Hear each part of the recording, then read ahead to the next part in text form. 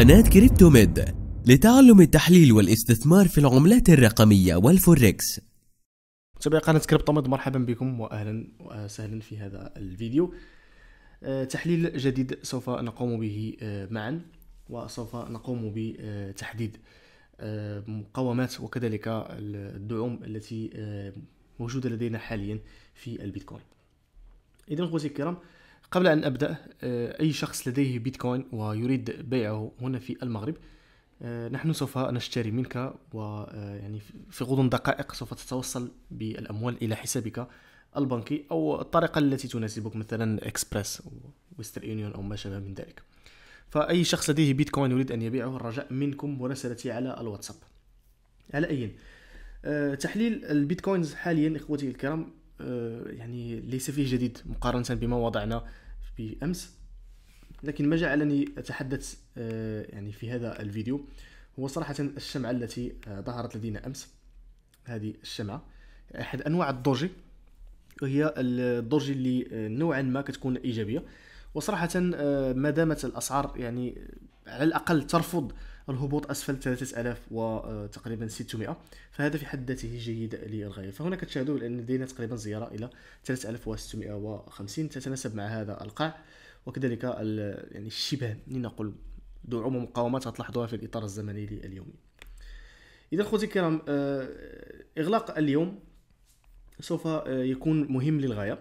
ففي حالة أن الأسعار مثلا أغلقت بشكل إيجابي، فيمكن أن للسعر أن يعود مرة أخرى فوق 4000 دولار، وهذا ما يعني نطمح إليه لاختراق 4200، وذلك من أجل يعني نكملوا الاتجاه العام اللي ظهر لدينا. لنقل ليس اتجاه عام، الاتجاه العام راه هابط، لكن هناك ملامح صراحة من هذا المستوى من 3000 دولار، يعني هنالك ملامح لبداية تشكيل اتجاه عام صاعد.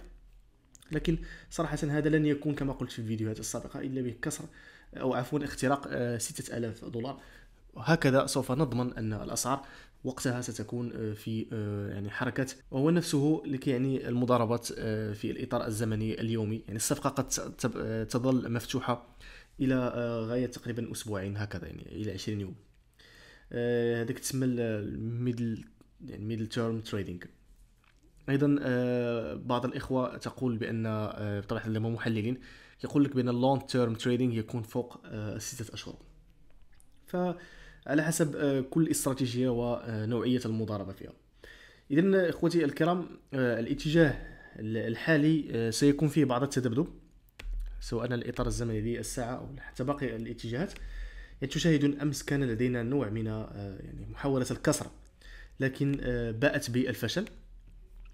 وصراحة إذا كانت الأوضاع هكذا على الأقل سوف يكون لدينا يعني بصيص أمل، فنتمنى فعلا أن السعر يعود مرة أخرى فوق 4000 دولار، لكن هذا لم يخرج إلى الوقت الراهن، لم يخرج عن الحركة يعني تقريبا السلبية. لكن ربما قد يدخل البيتكوين في أخبار قد تجعل من السوق يرتفع مرة أخرى، فالسلبية إخوتي الكرام ستكون كما قلت أسفل 3000 دولار. فخذوها مني يعني نصيحة في عدم التسرع بالمضاربات، لأن السلبية ستكون فوق أسفل 3000 دولار، لكن كل شخص لديه استراتيجية يتحمل بها المسؤولية في المضاربات لديه في يعني سواء الإطار الزمني اليومي أو لا حتى أقل من ذلك. لهذا خذ دائما الحيطة والحذر. إذا متابعينا الأفاضل، اختراق 4200 وقتها سوف يكون لدينا الإيجابية. كسر 3500 دولار، يعني رجاء منك أن تعيد حساباتك مرة أخرى. إذن كل شيء واضح بالنسبة للبيتكوين. نعود لتحليل الإيثيريوم. يعني تلاحظون بأن هنالك تقريبا تشابه في الحركات، لكن يستدعي دائما منا أننا نقوم بتحليل كل عملة على حدة، وذلك من أجل مراقبة الأسعار. إذن أخوتي الكرام، تشاهدون بأن المستويات أو هذا الخط الأحمر اللي وضعته تقريبا من آخر جلسة تحليل، وهو ما يدل على أن فعلا الأسعار تسير كما نحلل، والمستويات التي نضعها حقيقية. فلم يتم كسر 128.97 تقريبا 129، وهذا كيدل على أن مستويات 130 دولار مهمة في الإيثيريوم. إذن كسر 130 دولار إخوتي الكرام وقتها سوف يكون فيه يعني إشارات سلبية. صدقوني الإيثيريوم يعني عنده واحد لنقول حسب الحركة الحالية تذبذب عرضي، لكن أنا أحاول أن أقرأ ما وراء الكواليس. فربما الهارد فورك الموجود في الإيثيريوم فيه نوعا ما من يعني هكذا مخاوف. فصدقوني في الإيثيريوم والمبرمجي الإيثيريوم قاموا بخطأ كبير جدا، ألا وهو وقتها عندما تعرضت أحد الشركات للسرقة، تدخل البروغرامرز او مبرمجي الايثيريوم وقاموا باعادتها من يعني من البلوكشين الخاص بالايثيريوم وعود ارجاع الاموال الى اهلها. فهذا في حد ذاته يعتبر يعني نوعا ما ضرب في مصداقيه الايثيريوم، لانني انا لا اضمن ان اضع ولو دولار واحد. من يضمن لي اني مثلا قد ياتي شخص يبيع لي ايثيريوم ويكون مسروق، اوكي، وانا ينتهي بي الامر كضحيه، حيث سوف يتم سحب الايثيريوم من محفظتي ويتم اعادته الى صاحب الشركه الحقيقي اللي تم سرقه منه هذا الايثيريوم. فالرجاء منكم بحثوا على هذه القضيه لانها حقيقيه، وستروا بانها يعني هذه النقطه التي يعني اعطت للايثيريوم نوعا ما من عدم المصداقيه. هي فيها مصداقيه من جهه ولكن عدم مصداقيه من جهه، لان كما قلت الاشخاص قامت بسرقه الايثيريوم ربما قد تحوله في داخل الماركت الى بيتكوين او لاي عمله اخرى. فهنا كيبقى الامر فيه مشاكل، كيبقى الامر فيه مصداقيه بالنسبه لجهه وعدم وضرب مصداقيه لجهه اخرى. فاذا خوتي الكرام، بالنسبه للفورك هنا انا اظن حسب الشرط هنالك مخاوف من الفورك، لكن انتم سوف تتعاملون مع الوضع بشكل احترافي. فعلى سبيل المثال نأتي بالدائرة هنا، اوكي، نأتي بالدائرة، دعني فقط أبحث عنها، 5 سيركل هكذا. هنا إخوتي الكرام في تقريبا 28 من فبراير، هذا الفاصل الزمني مهم للغاية، تنتبهون له. كذلك لديكم تقريبا يعني 2 من مارس الساعة تقريبا بين 6 و7. لو قمنا بعمل اكستند للدائرة في هذا المستوى ستلاحظون بأن الأسعار يعني كل ما تدخل في الدائرة من جهة إلا وتبدأ بعمل حركات يعني ربما يعني قد ينتبه لها البعض، لكن دعوني أكبر الصورة لكي تتضح لكم. شاهدوا هنا أن الأسعار بمجرد دخولها للدائرة هنا دخلت في نوع من التصحيح، كذلك في هذا المستوى دخلت من بعد الحركة دخلت في نوع من الموجات، وهكذا. فنحن نقوم بعمل اكستاند للدائرة، وذلك سواء إذا كنت تريد التوقع مثلا نعتمد على آخر شمعة هامر هنا هكذا في هذا المستوى.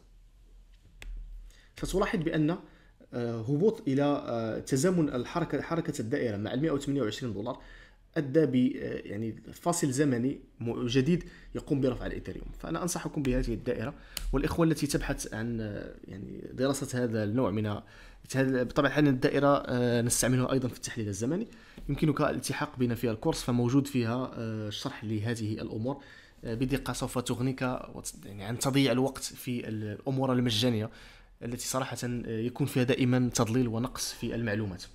فليس دائما كل استعمال للوسائل كيكون صحيح. اذا خوتي الكرام لكي لا اطيل عليكم الكلام، اختراق 142 دولار سيكون ايجابي في الايثيريوم، اسفل 128 دولار وقتها سوف تكون فيها يعني نوعا ما من السلبيه، صدقوني اخوتي الكرام. لكن لديكم يعني تفاؤل بخصوص ما حصل هنا في 128، لكن هذا شيء يعني كيرجع لاي استراتيجيه تتبنونها في المضاربات. فهنا تلاحظون بأن لدينا نوع إطار لدينا اتجاه شبه صاعد، ربما قد تكون هذه الموجة اللي انتهت في 165 هي بداية موجة للهبوط مرة أخرى. فالأمور دائما تقاس بالشفافية. كذلك تلاحظوا بأن في الشرط لدينا خطوط، وهذه الخطوط بعض الناس تظن بأنها مجرد خط، ضع خط هنا وهذا هو التحليل. لا، راه هذه الخطوط عندما أضع خط فهو يمثل اتفاق لأكثر من 3 علوم في مستوى واحد، وليس فقط مستوى دعم أو مستوى مقاومة. إذا أخوتي الكرام هذا بالنسبة للإيثيريوم. بالنسبة ماذا نضيف آخر عملة لايت كوين أو ريبل. نضيف ريبل أفضل، لأن ريبل يختلف دائما الحركة عكس اللايت كوين. غالبا يتبع البيتكوين وباقي العملات الرقمية. إذا أخوتي الكرام بالنسبة للريبل على الإطار الزمني اليومي كما تشاهدون تذبذب عرضي واضح. لهذا أنا قلت من الافضل الاشخاص التي تبحث عن الاستثمار في الريبل لا تضارب فيه بشكل يومي. صدقوني الريبل ليس للمضاربات اليوميه. الحركات اللي فيه تجاره او كبار التجار تعتمد دائما على سياسه الشراء باقل سعر من اجل التخزين، وذلك بهدف يعني طويل الاجل. فستلاحظون او لا تنسوا، هي ليست ملاحظه وانما ساقولها، لا تنسوا لكي اذكركم بان الارتفاع الذي حصل هنا كان نتيجه تدخل البنك السعودي في شراء اكبر كميه من الريبل. فلا تنسوا هذه المسائل اخوتي الكرام. والى يومنا هذا يعني لم نشاهد حركات اخرى يعني كتدل على سلبيه الريبل. لهذا انا اتمنى منكم ان تقوموا بنفس الحركات، لان بنك سعودي على ما اظن بعض الاخوه قالت لي بان هو البنك المركزي بنفسه هو اللي تدخل، لكن بعض المحللين الاخرين كيقول لك لا، هو ليس بنك مركزي وانما بنك اخر في السعوديه. كيما بغى يكون الحال كما يقول بالدارجه المغربيه، كيفما كان الحال فان سياسه البنك هي لن ترمي اموالها في يعني هكذا الفراغ. ليكن في علمكم اخوتي الكرام ان البنك السعودي وكذلك بنك ليس مركزي، بنك مهم ايضا في ماليزيا، قام بشراء كميات كبيره من الريبل.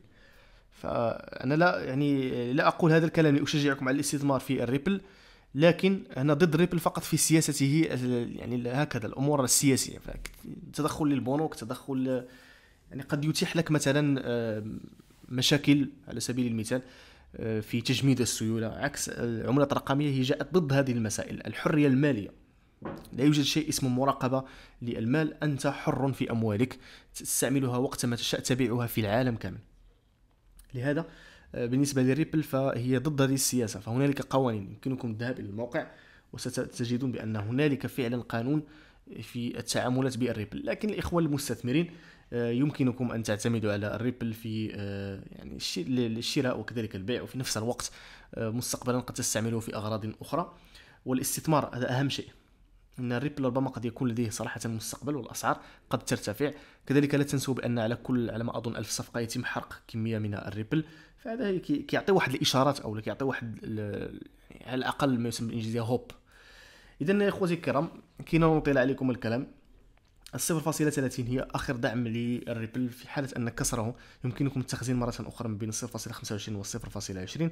النزول اسفل 0.20 لا تستثمروا الا بمشاهدتكم شموعا انعكاسيا بين 0.15 و 0.11.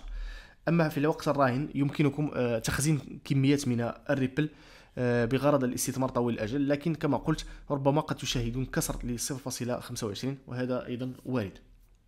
في حالة صعود الريبل فوق 0.36 هكذا سوف يكون لديك يعني فرصة يعني الاستثمار طويل الأجل. كذلك بعض الإخوة تواجه مشاكل في شراء هذه العملة، خصوصا الأخوة اللي هم مبتدئين. أي شخص يريد الاستثمار في الريبل ويريد يعني نقول شراء كمية منه، فالأمر بسيط، يمكنك مراسلتنا. لدينا هذه الخدمة، فقط نمتلك محفظة في أحد المواقع مثل بولونياكس أو بيتركس، ووقتها سوف يعني نمنحك هذه الكمية التي أنت تريدها بكل بساطة. إذا متابعينا الأفاضل أشكركم على حسن المتابعة. كذلك لا تنسوا اخوتي الكرام الضغط على زر لايك. ايضا لا تنسوا قضيه بيع البيتكوين. اي شخص لديه بيتكوين يريد بيعه راسلوني على الواتساب، خصوصا الاخوه في المغرب. شكرا لكم من جديد والى اللقاء.